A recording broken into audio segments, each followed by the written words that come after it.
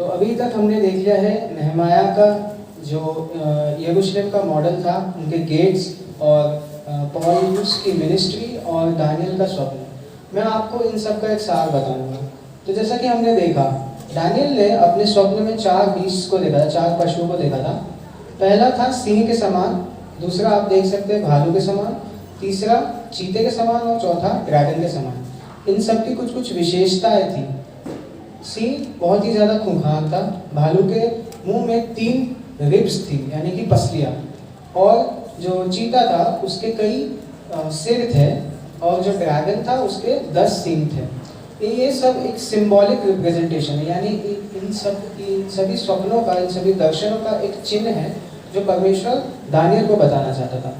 अब हम एक और मनुष्य को देखते हैं बाइबल में, अपोस्टल और यीशु मसीह का चेला यूहन्ना जब अपने जीवन के अंतिम काल में पटमोस आइलैंड पर था, तब उसने रेवलेशन बुक लिखी। उसको रेवलेशन, प्रकाशित वाक्य किताब का, पुस्तक का दर्शन मिला। उसमें हम देखते हैं प्रकाशित वाक्य और 12 अध्याय में 12 का 3 वचन। And another sign appeared in heaven, behold, a great fiery red dragon, having 7 heads and 10 horns, and 7 diadems on his head. हम देखते हैं कि प्रकाशित वाक्य 12 का 3 में एक 7 सिर वाला अजगर, ड्रैगन दिखाया जा रहा है, जिसके पास 10 सींग है और 7 मुकुट है उसके सर पर। ये है शैतान, जिसको परमेश्वर ने हेवन के बाहर, स्वर्ग के बाहर फेंक दिया था। ये एक बहुत ही खूंखार रेड ड्रैगन का रूप लिया हुआ है, क्योंकि इसी खूंखार रूप से वो परमेश्वर को युद्ध करेगा। दूसरा पशु हम देखते हैं, ये पशु है चीते के समान, लेपर्ड के समान। इसके 7 सिर हैं, इसके भी 10 सींग हैं और मुकुट, 7 मुकुट है।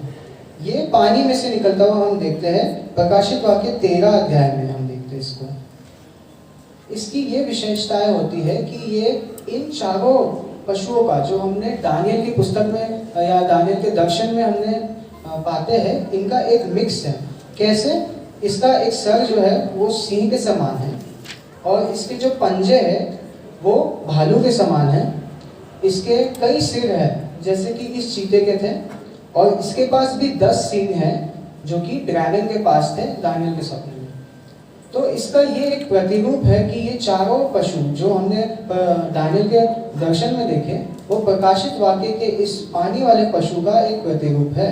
ये सारे युगों का एक साथ का पाप लेकर एक ही साथ इस युग में मिलेगा हमको, नए युग में। क्योंकि ये था एक बेबीलोन, ये है मादी फरीसी का युग, और ये है ग्रीस का युग, और ये है रोमी अंपायर का युग। ये चारों युगों का पाप जितना भी था और जितना भी सामर्थ था शैतान का, वो एक साथ हम इसके पास देखते हैं। तीसरा पशु हम देखते हैं यहाँ पर, एक मेढ़ा है जिसके पास 2 सींग हैं, मतलब एक मेमना है। और इसके आप दांत अगर ध्यान से देखेंगे तो क्या ये किसी मेमने के दांत लग रहे हैं? बिल्कुल नहीं, ये किसी सांप के दांत लग रहे हैं।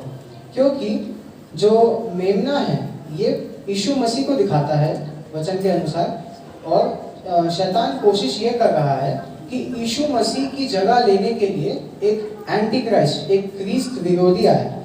वो बोलेगा किसकी तरह? शैतान की तरह। इसीलिए हम यहाँ पे इसके दांत देख पा रहे हैं, सांप की तरह दिख रहे हैं। और ये तीनों एक साथ काम करते हैं एक राइवल करने के लिए परमेश्वर को, क्योंकि हमारा परमेश्वर क्या है? त्रिएक परमेश्वर है, जिसमें पिता, पुत्र और पवित्र आत्मा 3 गॉड हेड्स है। तो यहाँ पे भी हम देखते हैं कि 3 अंधकार की शक्तियाँ एक साथ काम कर रही है, ताकि वो प्रभु के खिलाफ और स्वर्ग के राज के खिलाफ युद्ध कर सके। अंत के समय में ऐसा होगा, ये जो ड्रैगन है ये काफ़ी सामर्थ्य होगा, इसको अधिकार होगा इसके पास, और ये जो चीता है ये सटाएगा जितने भी बिलीवर्स हैं, जितने भी विश्वासी लोग हैं जो प्रभु यीशु मसीह को फॉलो करेंगे, और बिल्कुल भी जो बीस्ट का जो मार्क होता है 666 उसको नहीं लेंगे, उसको मारने के लिए और सताने के लिए इसको सामर्थ्य मिलेगी। और जितना भी इसको मॉर्टल वुंड है, यानी कि इसको जो घाव लगा रहेगा एक सर पे, वो इसके सामर्थ्य के देने के द्वारा चंगा हो जाएगा। ये सारी चीज़ें देखकर जो मनुष्य रहेंगे 7 साल के महाकलेश में, वो प्रभु से और दूर जाते जाएंगे और वो शैतान की महिमा करने लगेंगे। और दूसरा जो हम पशु देख रहे हैं, जो कि एक मेमना है, उसके पास जितने भी कानूनी अधिकार है इस पृथ्वी के, लीगल अथॉरिटीज, वो इस मेमने के पास होंगे।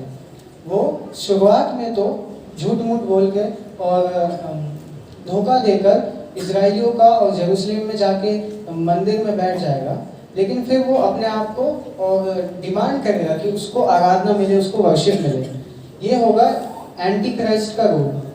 जैसे ये सब खत्म होगा, तीनों शक्तियाँ शैतान को महिमा देने के लिए एकजुट हो जाएगी। और इसका अंत हम कैसे देखेंगे कि यीशु मसीह आएंगे माउंट ऑफ ऑलिव्स पर, जैतून के पहाड़ पर, और इनके पूरे एम्पायर को, जितना भी इन लोगों ने प्रयत्न किया है, उन सबको तोड़ देंगे। हमको एज अ विश्वासी हमारा एक कर्तव्य बनता है कि हम असली मेमना, जो ट्रू लैम्ब है, यानी कि हमारा यीशु मसीह, जिसने हमारे लिए अपने प्राण को दिया और अपने लहू को दिया है, हम उसकी आवाज़ को पहचानना है। क्योंकि अंत के समय में जो फॉल्स प्रॉफिट आएगा, एंटी क्राइस्ट, उसका आवाज़ सब लोगों को, बहुत ही लोगों को, काफ़ी इंसानों को डिसीव करेगा, धोखा देगा। काफ़ी लोग उसके पीछे भटक जाएंगे। लेकिन हमको असली मेमने की आवाज़ को पहचानना है, क्योंकि वचन के द्वारा ये भी परमेश्वर ने बताया कि मेरी भेड़ें मेरे स्वर को पहचानती है।